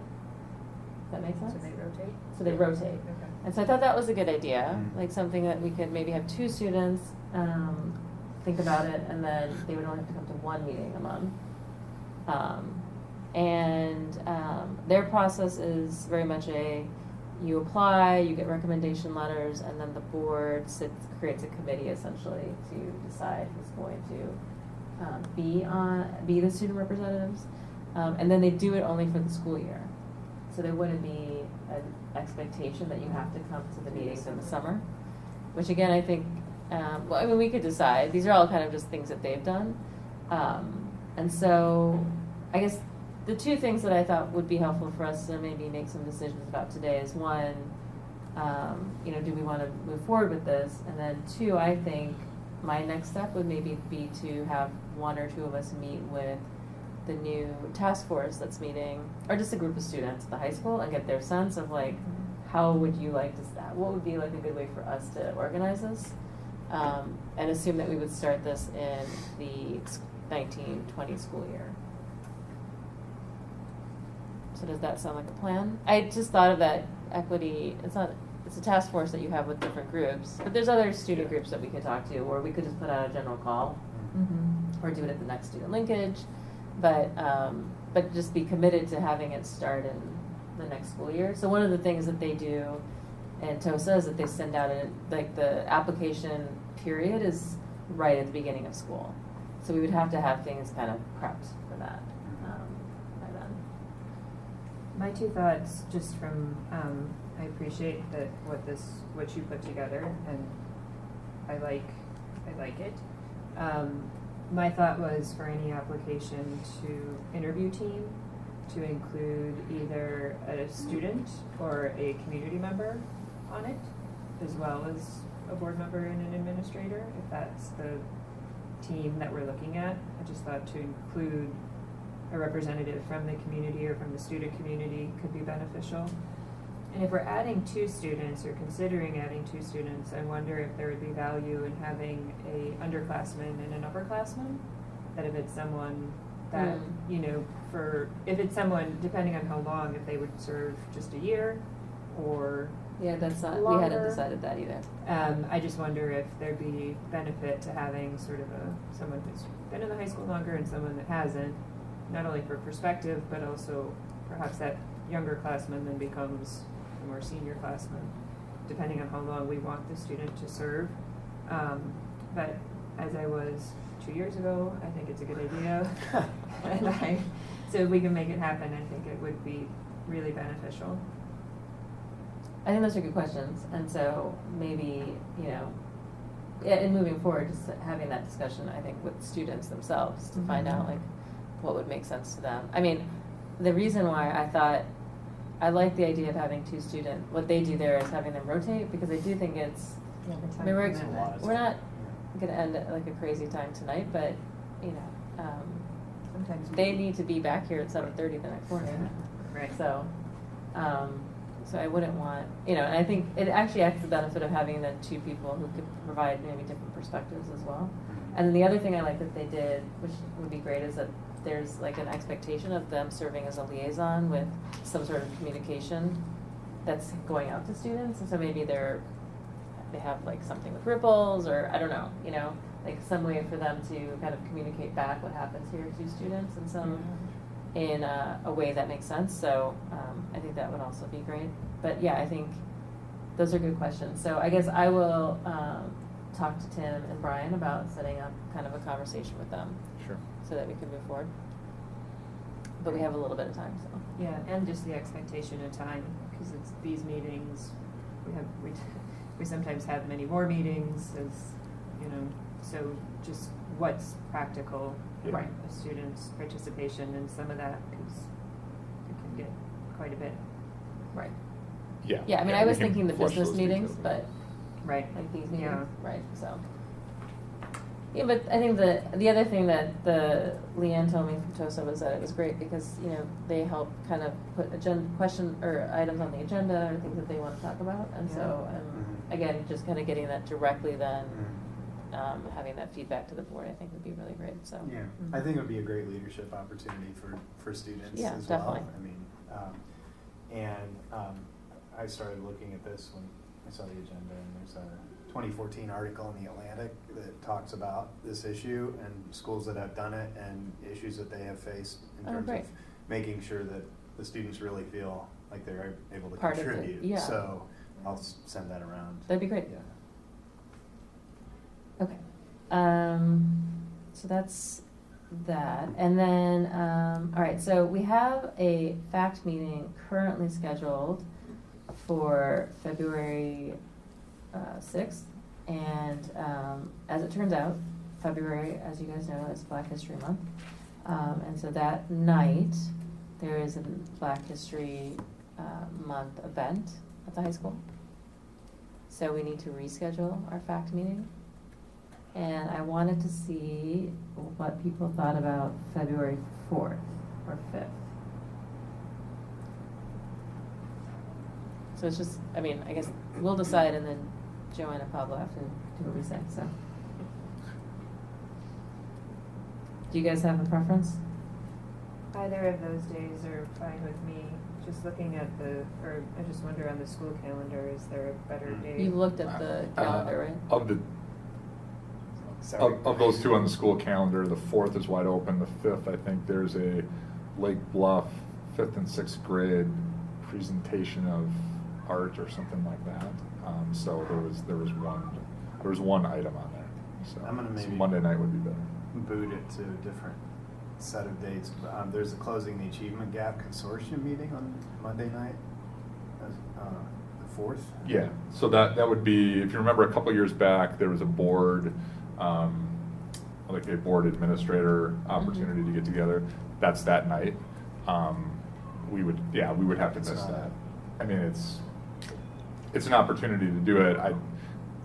Part of the priority for getting the FAC team together, though, is just to get things kind of kicked off and get rolling. Yeah. So I wouldn't want to kick it farther down. And Right. on the calendar, as we went down, it got busier from a school standpoint. Right, okay. So- Well, I have a conflict on the 5th, but that's just me. And could it be, what about the 7th or the week before that? Any possibility of that? So I think we wanted it to be I think we were looking at the 4th to be able to, doing it before that to be able to get materials and presentations ready. I think we needed some time. Okay. That really shouldn't be before the 4th. Okay. Again, I'd have to look back at the district calendar, but I think anything beyond the 4th started to get pretty busy in the school calendar. Okay, so the 4th could work, you're saying? Yeah, the 4th is wide open, Okay. except for the out-of-district Yeah. event. Okay. So, I didn't have that on my calendar. So, I mean, the 4th is, either one is fine for me, so. Say the 4th. Let's say the 4th, okay. sure, okay. Did you get that, Dana? Dana, did you get that? The 4th? Yeah. Okay.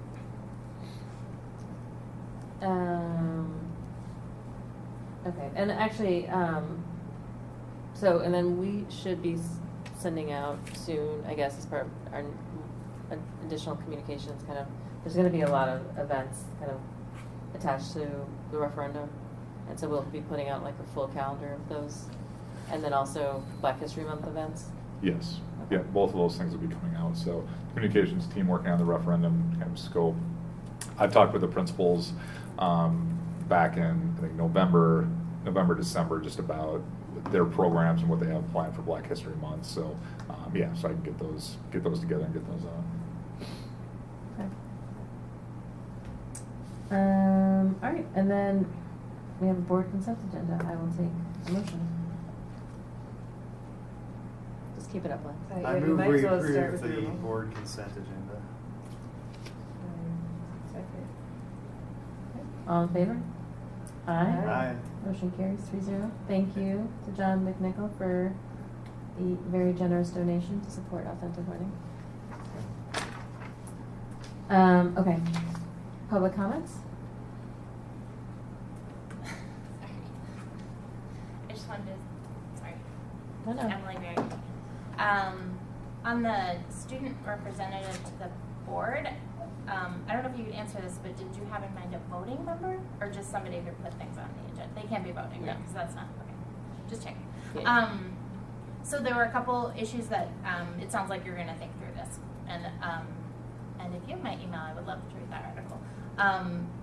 I guess my concern is that the same kids who we heard from in October who described being constantly disenfranchised would be cut out of the process. And so I just hope that, you know, the board would be really deliberate about thinking about ways to pull kids who like aren't the typical ones to be brought in front of the board, who might not be invited, I guess, and wouldn't be the first one the teacher would think of necessarily. Because I think there's just a danger that it becomes either a popularity contest or, kind of another student council member, or it's teachers' pets, which I was one, so nothing against them, but like, they do show up everywhere again and again. So like if we have Katie Eder here again, like God bless her, she's amazing, but like, or Jason, who I also love, like they can't do everything. And I think it's really, we heard in October, it's really important for the board in particular and the administrators to hear from other voices. So my crazy idea is to do this idea that I heard of on a TED Talk, so it might be really out there, but maybe it'll influence your thinking. What if it were more like a lottery with an opt-out? What if it were a random kid who could say, no, I don't want to do that, but a random kid was invited? Because I think having a new kid, at least one new kid every month maybe, could be a way to get like actual representation from a more diverse set of kids. And of course, like if they're a varsity athlete and they don't think they have time, like then they say, sorry, I'm not, I can't do this. I think the advantage of that would just be to, get different perspectives and different agenda items, like you said, to discuss. I do really like that idea of the kids sort of reporting back to the other kids by ripples or morning announcements or whatever. And then I guess just as you sit down, I would just think like about your goals for that student, because I agree it could be a really great learning opportunity. The other element that would be great to see is some sort of like passing down of that knowledge that kid would gain about leadership, about how the school board works, about how the administration works, that they then would work with underclassmen. So like your idea about having a lower grade and higher grades, I like that one, because the other thing you could accomplish is just like understanding where to take complaints, understanding who is in charge of what. Like, I don't know if the kid's like, no, until they have a problem, who's in charge of student services or who looks at scholarships or whatever. Like, I'm sure some of them do, and those are the kids that I would expect to see get a recommendation to do this, but you want to reach the other kids too. So that's all. Thank you. We know it can't be Jason. He won't be here anymore.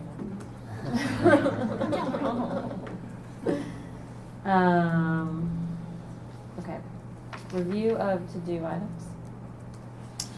So I have bringing back the details for the reduction in force for class structure at the next meeting as part of our open enrollment conversation and that approval.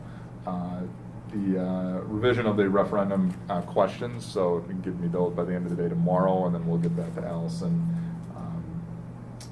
and then she can get that back to us by the end of the day, or by the end of the week. A outline of programs for Black History Month by building. Referendum event timelines, we'll be working on that with the Communications Committee. We'll be able to get all those and who's going to be at what outlined for you.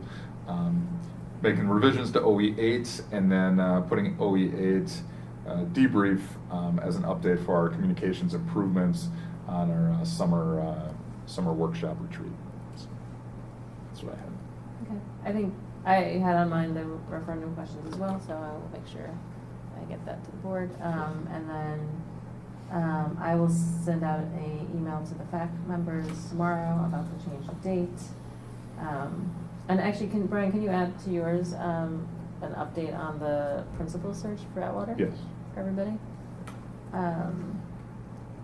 Okay. Any other future agenda items? You went to a rec board meeting yesterday, right? A rec board meeting. And then what about you, Lance? I'll be going to the Human Relations Commission Thursday.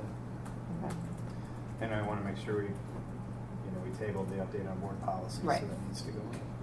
Right. Okay. And we had SWSA this morning too, so Patrick and I attended that. Okay.